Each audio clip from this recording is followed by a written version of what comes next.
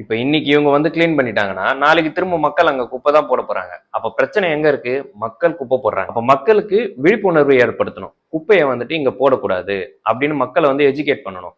நீங்க குப்பை எடுக்கிறதுல வந்து இந்த பிரச்சனை சால்வ் ஆகாது. திரு அண்ணாமலை அவர்களுடைய வி த லீடர்ஸ் ஃபவுண்டேஷன் அங்கங்க அவங்களே இனிஷியேட் எடுத்து குப்பையெல்லாம் கிளீன் பண்ணிட்டு இருக்காங்க. இப்ப நேத்து பாத்தீங்கன்னா சென்னை ஓஎம்ஆர் ஈசிஆர் லிங்க் ரோட்ல அந்த பக்கிங்ஹாம் கால்வாயில கிளீன் பண்ணிட்டு இருந்தாங்க. நேத்து ஃபுல்லா கிளீன் பண்ணாங்க. அதுக்கப்புறம் பாத்தீங்கன்னா அந்த குப்பை எல்லாத்தையும் அங்கேயே வந்துட்டு போட்டுட்டு போயிடுறாங்க. இதனால என்ன யூஸ் இருக்குன்னு எனக்கு சத்தியமா புரியல.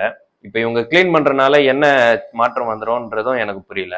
அதாவது நம்ம ஊர் மக்களுக்கு சிவிக் சென்ஸ்ன்றது ரொம்ப கம்மியா தான் இருக்கு. அதாவது அவங்க ஃபேமிலி அவங்க சைல்டுன்னு வரும்போது அவங்க எடுத்துக்கிற கேர் வந்து நாட்டுக்காக வந்து அவங்க எடுத்துக்கிறது இல்லை.